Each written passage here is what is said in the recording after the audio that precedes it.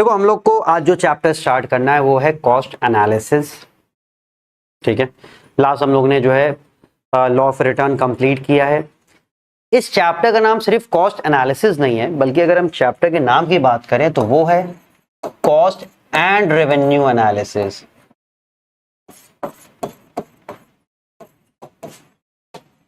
जिसमें दो पार्ट हैं, एक पार्ट है कॉस्ट, एक पार्ट है रेवेन्यू। तो आज की डेट में हम लोग कॉस्ट वाला पार्ट स्टार्ट करेंगे, तो हम लोग पढ़ने जा रहे हैं कॉस्ट एनालिसिस। देखो कॉस्ट वर्ड हमारे लिए नया नहीं है, हम लोग ने कॉस्ट बहुत बार सुना है। जैसे हम कोई चीज खरीद के बेच रहे हैं तो हमें उसके खरीदने पे जो पेमेंट करनी पड़ी वो हमारी क्या हो जा रही है, कॉस्ट हो जा रही है। प्लस अलग से जो पैसा उस पर खर्चा करना पड़ रहा है बेचने के लिए, वो भी कॉस्ट हो जा रही है। कई तरह की कॉस्ट होती है ना, मैन्युफैक्चरिंग कॉस्ट, सेलिंग कॉस्ट, ठीक है, एडमिनिस्ट्रेटिव कॉस्ट, कई तरह की कॉस्ट होती है।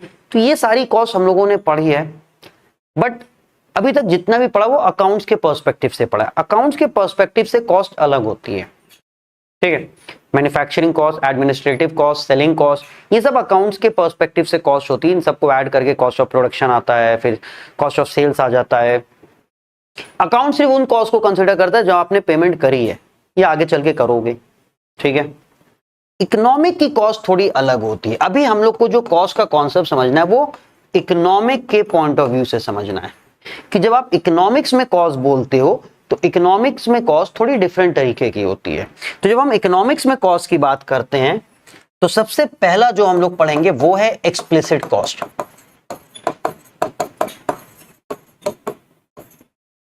जिसका दूसरा नाम होता है मनी कॉस्ट और जिसका एक और नाम होता है अकाउंटिंग कॉस्ट। ये explicit cost, money cost, accounting cost. Explicit cost क्या होती है? देखो जब आप प्रोडक्शन करना चाहते हो तो प्रोडक्शन करने के लिए आपको लैंड, लेबर, कैपिटल, इन सब की चीजों की जरूरत पड़ती है, ठीक है। कुछ चीजें ऐसी होती हैं जो आपको बाहर से हायर करनी पड़ती हैं और कुछ आपकी अपनी होती हैं। तो जिन इनपुट्स को आप हायर करते हो, जिनके लिए आप पेमेंट करते हो, उसे कहते हैं एक्सप्लिसिट कॉस्ट। तो मनी एक्सपेंडिचर इनकर्ड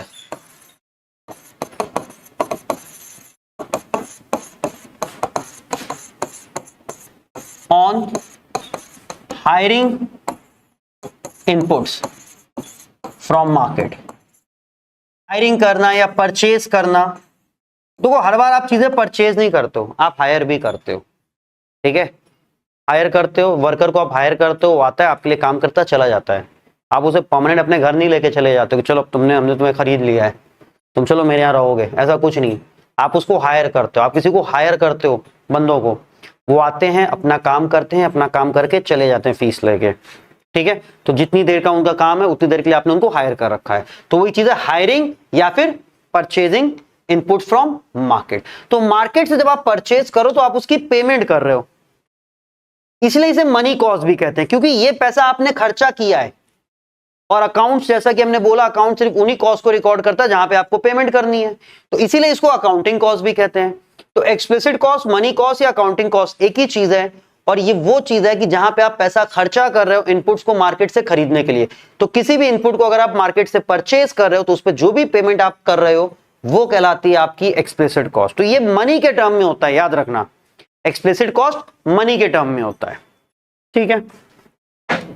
दूसरी कॉस्ट जो इकोनॉमिक में आती है वो आती है इम्प्लिसिट कॉस्ट। अब हमने क्या बोला कि आप सारे इनपुट मार्केट से हायर नहीं करते हो, कुछ इनपुट ऐसे होते हैं जो आपके सेल्फ ओन्ड होते हैं। अब जैसे हम एक अपना बिजनेस स्टार्ट कर रहे हैं तो हमारी अपनी जगह है, हमने कहा यहीं पे अपना बिजनेस का सेटअप कर ले रहे हैं।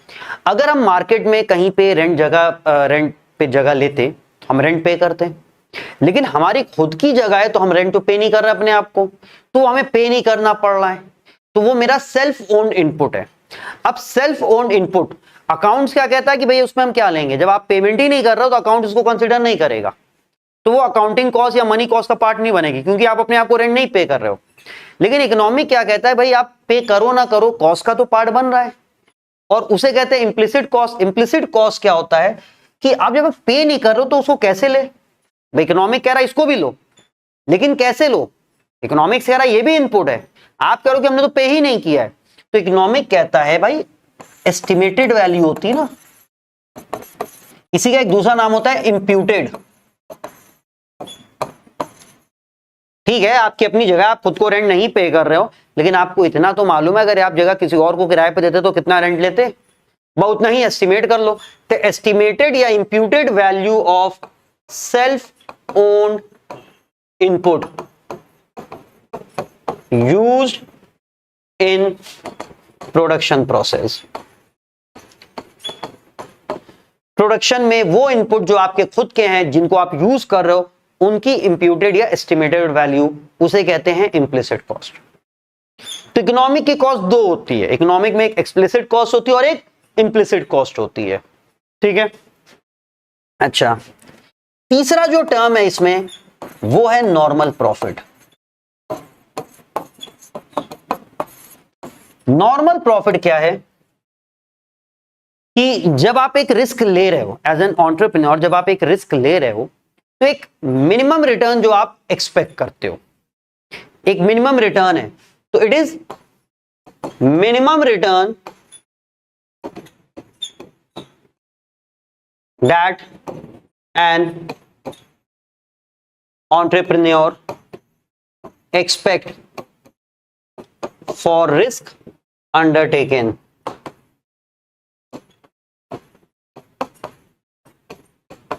देखो एक चीज, ये हमने पहले भी बताया है, फिर से बता दें, जब हम क्लास में पढ़ा रहे होते हैं, हमको यहाँ पे परफेक्ट डेफिनेशन नहीं लिख रहे होते हैं, क्लास में आप क्लास में हो, समझ रहे हो, उससे उसका पर्पस क्या है? उसका पर्पस ये है कि जैसे आप वाइवा में बैठे हो या क्लास में स्कूल में बैठे हो और मैम ने अगर एक क्वेश्चन पूछा तो आप बोल सको, आप बता सको, कि आपको इतना आइडिया है कि आप बता सको।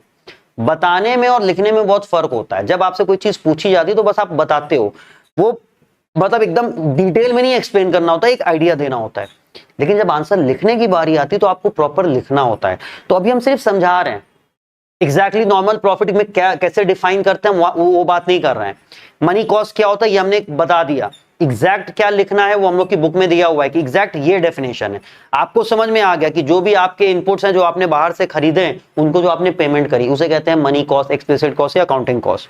एग्जैक्टली क्या लिखना है वो बुक में डेफिनेशन दी हुई है, वो हम नोट्स भी देंगे, उसमें भी दिया रहेगा। अच्छा, नोट्स का क्या पर्पज रहता है? देखो बुक में तो सब कुछ दिया ही है और हम ये नहीं कहते बुक का यूज ना करो। नोट्स में बहुत बार क्या होता है कि वही कुछ चीजों हम क्वेश्चंस के फॉर्म में लिख देते हैं कि अगर ये क्वेश्चन आया तो उसका क्या क्या आंसर में होना चाहिए। तो नोट्स और क्वेश्चन, क्योंकि नोट्स में क्या होता है हम कीवर्ड्स को हाईलाइट भी कर देते हैं जो कि एमसीक्यू के फॉर्म में आ सकते हैं या ऐसी चीजें जो रीजन असर्शन के फॉर्म में आ सकती हैं।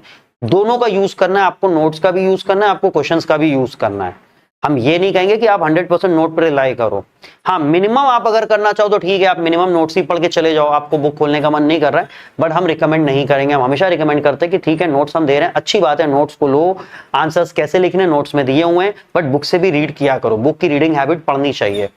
ठीक है, तो नॉर्मल प्रॉफिट क्या होता है? जब एक एंटरप्रेन्योर एक रिस्क लेता है तो उस रिस्क के बदले में एक मिनिमम वो रिटर्न, तो आप कह सकते हो ये एंटरप्रेन्योर का मिनिमम सप्लाई प्राइस होता है। एंटरप्रेन्योर का क्या होता है?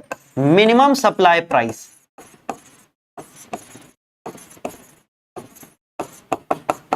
भाई बाकी के तो इनपुट समझ में आते हैं ना, लैंड, लेबर, कैपिटल। एंटरप्रेन्योर तो बंदा है जो सबको अरेंज कर रहा है, तो उसका भी एक मिनिमम होगा ना कि एटलीस्ट हमें इतना तो रिटर्न चाहिए ही चाहिए, तभी हम ये रिस्क लेंगे। तो याद रखो, क्योंकि ये तो एंटरप्रेन्योर भी एक तरीके से अपनी खुद की सर्विस दे रहा है, तो जो नॉर्मल प्रॉफिट होता है इसको तुम याद रखना, it is part of implicit cost. भाई आपकी अपनी खुद की लैंड है तो उसका आप इंप्यूटेड रेंट ले रहे हो, आप उसमें एज अ मैनेजर तो आप इंप्यूटेड वेजेस ले लो, क्योंकि आप ही मैनेजर हो, एक छोटा बिजनेस है, सोल ट्रेडर है, आप उसमें क्या कहते हैं मैनेजर बन के खुद ही जो है मैनेज भी कर रहे हो, कोई डेजिग्नेशन नहीं आपने बनाई, लेकिन आप ही मैनेजर हो, आप मैनेज भी कर रहे हो, तो आप उसकी एक इंप्यूटेड सैलरी ले सकते हो। ठीक है, आप अपनी जो सेल्फ ओन कैपिटल है उसका इंप्यूटेड इंटरेस्ट ले सकते हो। एंटरप्रेन्योरशिप भी तो है, आप ही तो एंटरप्रेन्योर हो, आप ही तो रिस्क ले रहे हो, तो आप उसका भी तो कुछ रिटर्न होगा। तो उसका जो मिनिमम रिटर्न होता है वो नॉर्मल प्रॉफिट होता है, जो पार्ट ऑफ इंप्लिसिट कॉस्ट होता है, जो पार्ट ऑफ क्या होता है? इंप्लिसिट कॉस्ट होता है, विच मीन नॉर्मल प्रॉफिट हमारा इंप्लिसिट कॉस्ट का ही पार्ट होता है। ये minimum supply price of entrepreneur होता है कि एंटरप्रेन्योर को एटलीस्ट इतना रिटर्न चाहिए तो वो रिस्क लेगा, अदरवाइज वो बिजनेस छोड़ देगा और दूसरे बिजनेस में चला जाएगा। तो बिजनेस को कंटिन्यू करने के लिए उसको एटलीस्ट नॉर्मल प्रॉफिट चाहिए ही चाहिए। तो जब इकोनॉमिक्स में कॉस्ट लिखी जाती है ना, जब हम लोग इकोनॉमिक्स में कॉस्ट लिखते हैं तो इकोनॉमिक कॉस्ट का मतलब होता है एक्सप्लिसिट कॉस्ट, जितना आपने पेमेंट किया है इनपुट्स के लिए, प्लस इम्प्लिसिट कॉस्ट, जो आपके खुद के इनपुट्स हैं जिनके लिए आपने पेमेंट नहीं किया है। और इम्प्लिसिट कॉस्ट हमेशा कैसे होती है?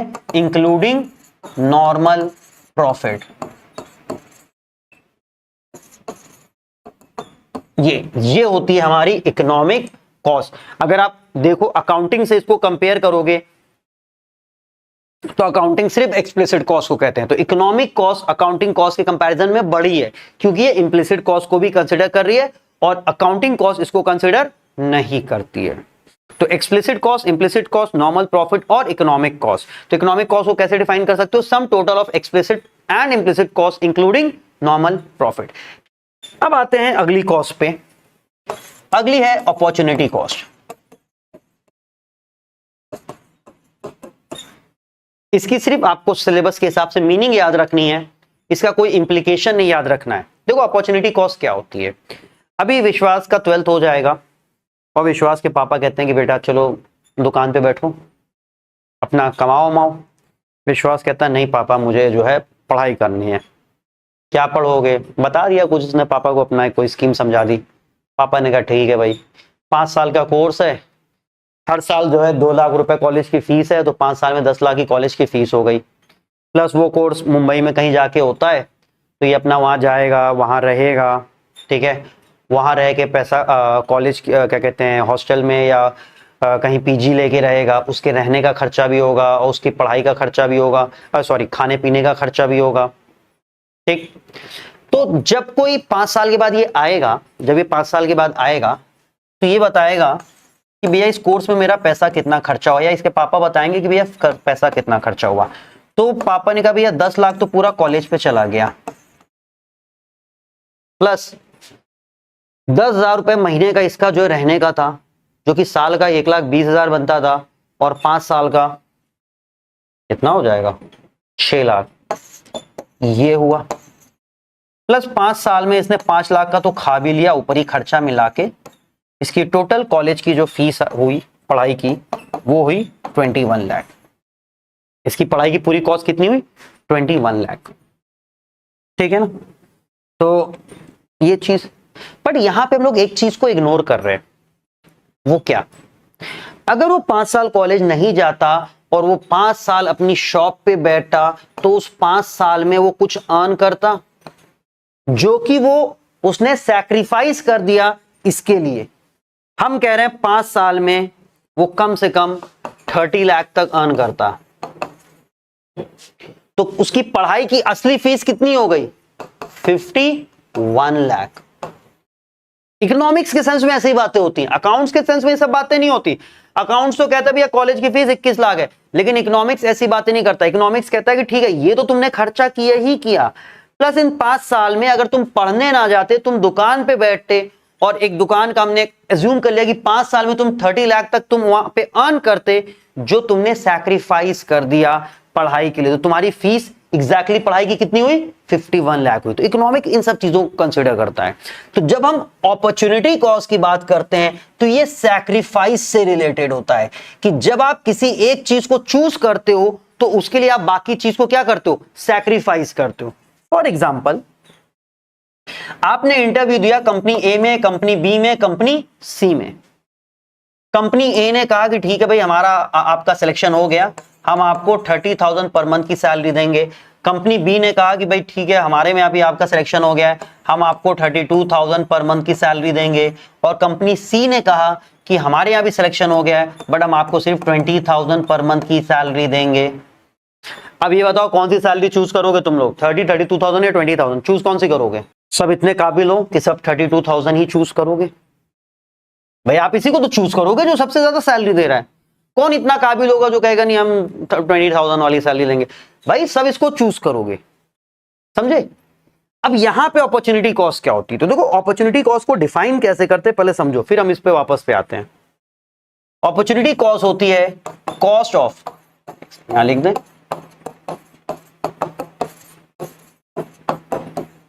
Cost of next best alternative sacrifice. अब यहां पे सिर्फ सैक्रिफाइस पे ध्यान मत दो, नेक्स्ट बेस्ट। 32 के बाद नेक्स्ट बेस्ट कौन सा है? अगर 32 वाला ऑप्शन छीन लिया जाए तो फिर आप किसको चूज करोगे? 30 वाले को चूज करोगे। तो ये नेक्स्ट बेस्ट है, तो ये आपकी अपॉर्चुनिटी कॉस्ट हो गई इसकी। इससे मतलब नहीं है, जो नेक्स्ट बेस्ट होता है जिसको आप सैक्रिफाइस करोगे, अगर ये नहीं है तो ये।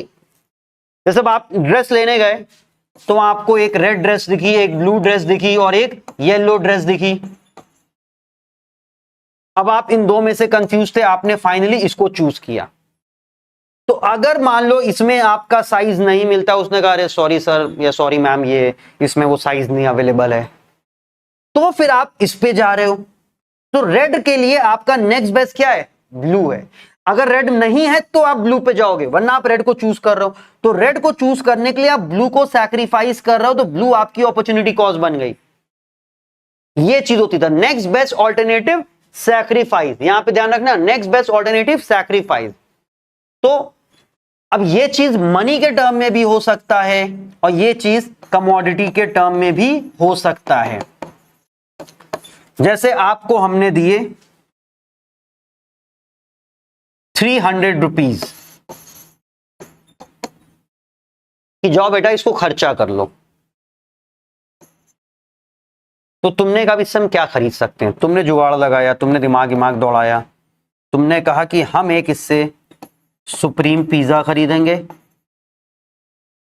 रेगुलर वाला जो कि 240 रुपीज का एकदम खचाखच चीज से भरा, प्लस हम इसमें प्राइस भी ले लेंगे, ठीक है, सब मिला के मेरा 300 रुपए हो जाएगा।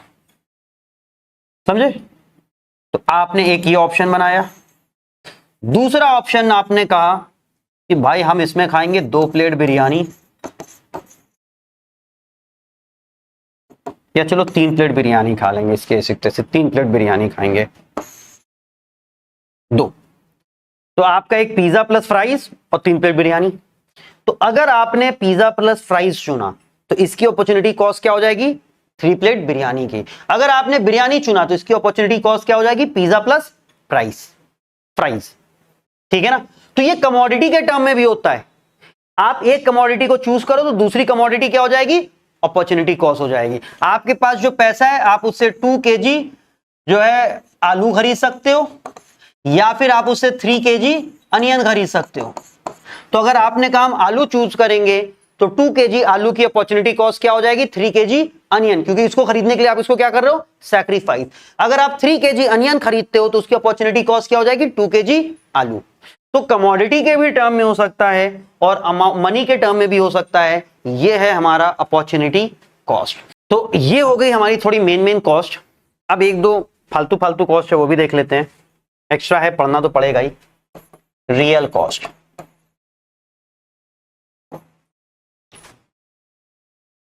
रियल कॉस्ट क्या होता है? Effort and sacrifice made by factors of production. जैसे कि हम एज अ लेबर, हमको एक पल्लेदारी का काम मिला। पल्लेदारी मतलब बोझा ढोना, बड़े बड़े बोरे हैं जिनको सर पे रख के एक जगह से दूसरी जगह पे ले जाना। तो जब हम वो चीज कर रहे हैं तो उसमें हम क्या एफर्ट्स लगा रहे हैं? मेरा फिजिकल वर्क भाई लग रहा है, थक रहे हैं, इतना भारी बोझ हम उठा रहे हैं, पसीना बह रहा है, थकान हो रही है, वो है रियल कॉस्ट, जिसको आप एक्चुअल में कंपनसेट ही नहीं कर सकते हो। जो पेन हम बियर कर रहे हैं, ठीक है। मेरी एक जगह थी जहां पे अपने लिए घर बना सकते थे, लेकिन अपने घर ना बना के हमने दुकान बनाई। तो वो जो हमने अपने इमोशंस को जो है मार के जो दुकान बना ली, सोचा था घर बनाएंगे शानदार सा, लेकिन हमने अपने इमोशन को मार के यार चलो दुकान बना लो, किराया खाएंगे। तो घर बनता, उसका एक अलग इमोशन था, वो हमने जो सैक्रिफाइस कर दिया दुकान बनाने के लिए, वो सब है real cost. Real cost economics में या कहीं पे इसका कोई मायने नहीं होता है, क्योंकि आप इसको मेजर ही नहीं कर सकते हो। ये इमोशंस की बात हो रही है, ये पेन की बात हो रही है, जिसको आप मेजर नहीं कर सकते हो, वो होती है रियल कॉस्ट। ठीक है ना? तो बस इतने याद रखो रियल कॉस्ट होती क्या है। उसके बाद एक होती है प्राइवेट कॉस्ट एक होती है एक्सटर्नल कॉस्ट और एक होती है सोशल कॉस्ट। अब देखो प्राइवेट कॉस्ट क्या है। बिजनेसमैन कहीं पे एक प्रोडक्शन कर रहा है, वो फैक्ट्री में कुछ मैन्युफैक्चर कर रहा है, तो उसमें जो उसका पैसा ऐसा लग रहा है वो उसकी प्राइवेट कॉस्ट है।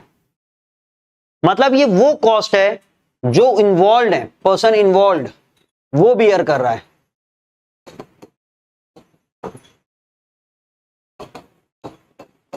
borne by person involved in production, labour को हायर कर रहा है, उसको पैसा दे रहा है, वो होती है प्राइवेट कॉस्ट। मशीन पे पैसा खर्चा कर रहा है, मटेरियल पे पैसा खर्चा कर रहा है। अभी एक्सटर्नल कॉस्ट क्या है? उस फैक्ट्री से पोल्यूशन हो रहा है, धुआं निकल रहा है, केमिकल जो है उड़ रहे हैं, अगल बगल वालों को डिस्टर्बेंस हो रहा है।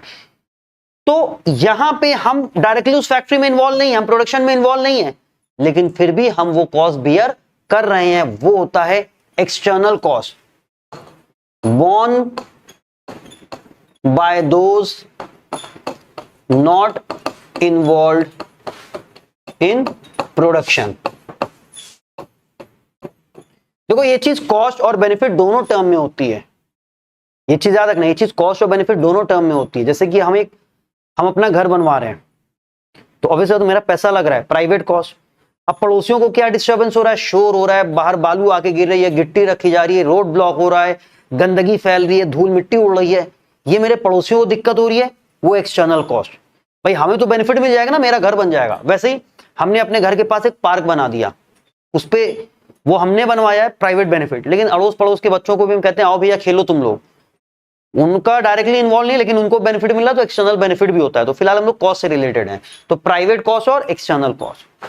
सोशल कॉस्ट होती है sum total of private cost plus external cost, कि किसी भी काम को होने में ओवरऑल सोसाइटी जो भी कॉस्ट बियर करती है, क्योंकि हम भी सोसाइटी का पार्ट हैं और ये भी सोसाइटी का पार्ट है, जो प्रोडक्शन में इन्वॉल्व है वो भी सोसाइटी का पार्ट है, जो नहीं इन्वॉल्व है वो भी सोसाइटी का पार्ट है, कहीं ना कहीं सब लोग उस कॉस्ट को बियर कर रहे हैं, वो कहलाती है सोशल कॉस्ट। इन तीनों की सिर्फ आपको डेफिनेशन याद करनी, उससे ज्यादा कुछ याद नहीं करना है।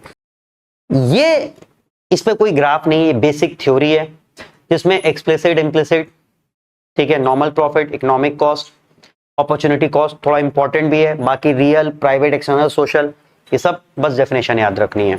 हाँ, अब आपको डिफरेंस बिटवीन पूछ सकता है, difference between accounting cost and opportunity cost. अगर इनका डिफरेंस पूछ लिया तो क्या लिखोगे? एक तो definition, money expenditure incurred on hiring input from the market, opportunity cost is the cost of next best alternative sacrifice, definition. दूसरी चीज, अकाउंटिंग कॉस्ट सिर्फ मनी के टर्म्स में होती है, only in terms of money, लेकिन अपॉर्चुनिटी कॉस्ट मनी के term में भी हो सकती है और कमोडिटी के टर्म में भी हो सकती है। दो डिफरेंट काफी है, इससे ज्यादा डिफरेंस लिखने की जरूरत नहीं है, ठीक है। अब आते हैं हम लोग